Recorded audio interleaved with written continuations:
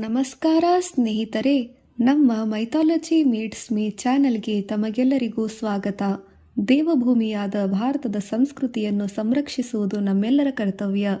ವೀಕ್ಷಕರೇ, ಈಗ ನಾವು ನಮ್ಮ ಮನೆಯ ಪ್ರತಿ ಅಂಗಳದಲ್ಲಿಯೋ ಓಲಗದಲ್ಲಿಯೋ ತುಳಸಿ ಪೂಜೆ ಕಾಣುವ ಅತ್ಯಂತ ಪವಿತ್ರವಾದ ತುಳಸಿಯ ಹಿಂದಿನ ಪೌರಾಣಿಕ ಕಥೆ, ಅದರ ಮಹತ್ವ, ಧಾರ್ಮಿಕ ನಂಬಿಕೆ ಹಾಗೂ ವೈಜ್ಞಾನಿಕ ಅರ್ಥ ಕುರಿತು ತಿಳಿದುಕೊಳ್ಳೋಣ ಬನ್ನಿ.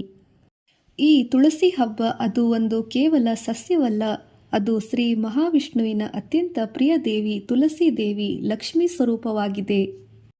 ತುಳಸಿಯ ಪೌರಾಣಿಕ ಹುಟ್ಟಿನ ಕತೆ. ಪುರಾಣಗಳಲ್ಲಿ ಹೇಳಿರುವಂತೆ ತುಳಸಿ ದೇವಿಯು ಮೂಲದಲ್ಲಿ ವೃಂದ ಎಂಬ ರಾಜಕುಮಾರಿ. ವೃಂದ ಅತಿ ಭಕ್ತಿಯುಳ್ಳ ಮಹಿಳೆ, ಶ್ರೀ ಮಹಾವಿಷ್ಣುವಿನಲ್ಲಿ ಅತಿ ನಿಷ್ಠಾವಂತ ಭಕ್ತೆ ಮತ್ತು ಅಸುರರಾಜನಾದ ಜಲಂಧರನ ಪತ್ನಿ. ಜಲಂಧರನು ತನ್ನ ಪತ್ನಿಯ ಪಾವಿತ್ರ್ಯತೆಯಿಂದಲೇ ಅಜೇಯನಾಗಿದ್ದನು. ದೇವತೆಗಳೆಲ್ಲ ಅವನಿಂದ ತೊಂದರೆಪಟ್ಟು ಶ್ರೀ ಮಹಾವಿಷ್ಣುವನ್ನು ಸಹಾಯಕ್ಕೆ ಕೋರಿದರು. ವಿಷ್ಣು ವೃಂದೆಯ ನಂಬಿಕೆಯನ್ನೇ ಪರೀಕ್ಷಿಸಲು ಜಲಂಧರನ ರೂಪದಲ್ಲಿ ಅವಳ ಮುಂದೆ ಪ್ರತ್ಯಕ್ಷನಾದರು. ವೃಂದ ಮೋಸವಾಗಿ ತನ್ನ ಪತಿಗೆ ಪೂಜೆ ಮಾಡಿದಳು. ಆದರೆ ಆಗಲೇ ಅವಳ ಪತಿಯಾದ ಜಲಂಧರ ಯುದ್ಧದಲ್ಲಿ ನಾಶವಾದನು. ವೃಂದ ಸತ್ಯವನ್ನು ತಿಳಿದಾಗ ವಿಷ್ಣುವನ್ನು ಶಪಿಸಿದಳು. ನೀವು ನನ್ನ ಪತಿಯ ರೂಪವನ್ನು ಧರಿಸಿ ಮೋಸ ಮಾಡಿದ್ದೀರಿ, ಆದ್ದರಿಂದ ನೀವು ಕಲ್ಲಿನಂತೆ ನಿರ್ಜೀವರಾಗುವಿರಿ ಎಂದು ಹೇಳಿದಳು. ಅದರ ಫಲವಾಗಿ ವಿಷ್ಣು ಶಾಲಿಗ್ರಾಮ ಶಿಲೆಯ ರೂಪರಾದರು. ವೃಂದೆಯು ಪಾವಿತ್ರ್ಯತೆಯಿಂದಲೇ ಅವಳ ದೇಹವು ತುಳಸಿ ಸಸ್ಯವಾಗಿ ಪರಿವರ್ತನವಾಯಿತು.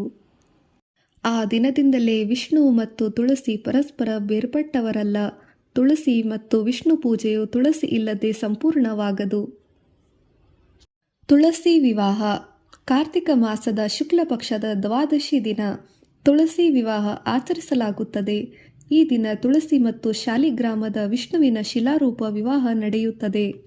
ಈ ಆಚರಣೆಯು ದೇವರ ವಿವಾಹದ ಸಂಕೇತ, ಧರ್ಮ, ಅರ್ಥ, ಪ್ರೇಮದ ಏಕೀಕರಣದ ರೂಪವಾಗಿದೆ. ಮನೆಯೊಳಗೆ ಸಣ್ಣ ಮಂಟಪ ನಿರ್ಮಿಸಿ ತುಳಸಿಯನ್ನು ವಧುವಿನಂತೆ ಅಲಂಕರಿಸಲಾಗುತ್ತದೆ. ದೇವರನ್ನು ವರನಂತೆ ನಾರಾಯಣನಿಗೆ ಪೂಜಿಸಲಾಗುತ್ತದೆ. ಮಂತ್ರೋಚ್ಚಾರಣೆಗಳೊಂದಿಗೆ ವಿವಾಹದ ಆಚರಣೆ ಸಂಭ್ರಮದಿಂದ ಜರುಗುತ್ತದೆ. ಈ ದಿನದಿಂದಲೇ ಕಾರ್ತಿಕ ಮಾಸದ ಉತ್ಸವಗಳು ಪರಿಪೂರ್ಣವಾಗುತ್ತದೆ. ಶಾಸ್ತ್ರಗಳಲ್ಲಿ ತುಳಸಿಯ ಮಹಿಮೆ. ವಿಷ್ಣು ಧರ್ಮೋತ್ತರ ಪುರಾಣ, ಪದ್ಮಪುರಾಣ, ಸ್ಕಂದ ಪುರಾಣ, ಗರುಡ ಪುರಾಣಗಳಲ್ಲಿ ತುಳಸಿ ಮಹಿಮೆ ಸ್ಪಷ್ಟವಾಗಿ ಉಲ್ಲೇಖವಾಗಿದೆ.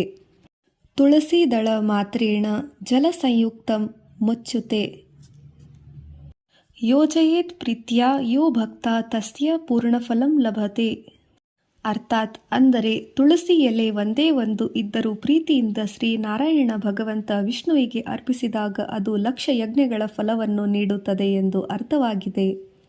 ಉಪನಿಷತ್ತುಗಳ ಪ್ರಕಾರ ತುಳಸಿಯು ಶ್ರದ್ಧೆ, ಭಕ್ತಿ, ಪಾವಿತ್ರ್ಯ ಮತ್ತು ಸತ್ಯದ ಸಂಕೇತವಾಗಿದೆ. ಆಯುರ್ವೇದದಲ್ಲಿ ತುಳಸಿಯನ್ನು ಅಮೃತ ತುಲ್ಯ ಎಂದು ಕರೆಯುತ್ತಾರೆ. ಇದು ದೇಹಶುದ್ಧಿ, ಉಸಿರಾಟದ ಶಕ್ತಿ, ಸಾಮರ್ಥ್ಯ, ಮನಸ್ಸಿನ ಶಾಂತಿಗೆ ಸಹಕಾರಿಯಾಗಿದೆ ಹಾಗೂ ಒಟ್ಟಾಗಿ ಒಳ್ಳೆಯ ಆರೋಗ್ಯ ವೃದ್ಧಿಯನ್ನು ಲಭಿಸುತ್ತದೆ. ತುಳಸಿಯ ಪೂಜೆಯ ಹಿಂದಿನ ವೈಜ್ಞಾನಿಕ ಅರ್ಥ. ತುಳಸಿಯು ದಿನದ ವೇಳೆ ಆಮ್ಲಜನಕವನ್ನು ಬಿಡುಗಡೆ ಮಾಡುವ ಸಸ್ಯಗಳಲ್ಲಿ ಪ್ರಮುಖವಾಗಿದೆ. ಮನೆಯಲ್ಲಿ ತುಳಸಿಯನ್ನು ಇಡುವುದರಿಂದ ವಾತಾವರಣದ ಪರಿಸರದಲ್ಲಿ ಸಮತೋಲನೆಯ ಶುದ್ಧವಾಗುತ್ತದೆ. ಕೀಟಗಳು ಮತ್ತು ವೈರಸ್ಗಳು, ಬ್ಯಾಕ್ಟೀರಿಯಾಗಳು ದೂರವಾಗುತ್ತದೆ. ಆದರೆ ಪುರಾತನರು ಇದನ್ನು ಕೇವಲ ಆರೋಗ್ಯದ ದೃಷ್ಟಿಯಿಂದ ಅಲ್ಲ, ಭಕ್ತಿಯ ಸಂಕೇತವಾಗಿ, ಧರ್ಮದ ನೈತಿಕತೆಯ ನೆನಪಾಗಿ ನಮ್ಮ ಸಂಸ್ಕೃತಿಯಲ್ಲಿ ಪರಂಪರೆಯಿಂದ ಆಚರಿಸುತ್ತಾರೆ. ತುಳಸಿ ಹಬ್ಬ. ತುಳಸಿ ಪೂಜೆಯು ಶುದ್ಧ ಮನಸ್ಸು, ನಿಷ್ಠಾವಂತ ಜೀವನ, ತ್ಯಾಗ, ಪ್ರೀತಿ ಮತ್ತು ಕರ್ತವ್ಯದ ಭಕ್ತಿ ಎಂಬ ಪಾಠವನ್ನು ಕೊಡುತ್ತದೆ. ನೈತಿಕ ಪಾಠಗಳು. ವೃಂದಾದೇವಿಯ ಪತಿ ನಿಷ್ಠೆ ಸ್ತ್ರೀಯ ಪವಿತ್ರತೆ ಮತ್ತು ನಂಬಿಕೆಯ ಶಕ್ತಿಯನ್ನು ದೃಢಪಡಿಸುತ್ತದೆ. ವಿಷ್ಣುವಿನ ಪ್ರತ್ಯುತ್ತರ. ಸತ್ಯವು ಯಾವಾಗಲೂ ಶ್ರೇಷ್ಠ. ಧರ್ಮದ ದಾರಿ ಅಮೂಲ್ಯವಾದದ್ದು. ಸಮಯ ಪ್ರಜ್ಞೆ. ಮೋಸದ ಫಲವು ದೇವರಿಗೆ ಕಲ್ಲಿನಂತಾಗಲು ಪರಿಣಾಮವನ್ನು ಬೀರುತ್ತದೆ. ಅಧರ್ಮದ ನಾಶ. ತುಳಸಿಯ ಮಹಿಮೆ. ಪ್ರಕೃತಿ ಮತ್ತು ದೈವದ ಏಕೀಕರಣದ ಸಂಕೇತ.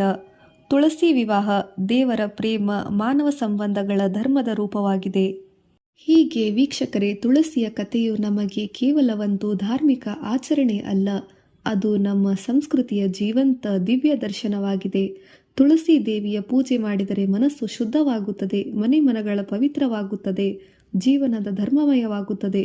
ಪವಿತ್ರ ಪರಂಪರೆಯ ಹಬ್ಬ ನಮ್ಮ ತುಳಸಿ ಹಬ್ಬ. ತುಳಸಿ ವೃಂದಾವನ ದೇವರ ನೆಲೆಯಾಗಿದೆ. ಮನೆಯಲ್ಲಿ ಮನಸ್ಸಿನಲ್ಲಿ ಶುದ್ಧತೆ ನೀಡಿ ನಮ್ಮ ಸುತ್ತಮುತ್ತಲಿನ ಪರಿಸರ ಪ್ರೇಮಿ ಗಿಡವಾಗಿದೆ. ಈ ಉದ್ದೇಶದಿಂದ ಪ್ರತಿದಿನ ತುಳಸಿಗೆ ನಮಸ್ಕರಿಸೋಣ. ಪ್ರೀತಿಯಿಂದ ಆದರದಿಂದ ಜಲ ಅರ್ಪಣೆ ಮಾಡೋಣ.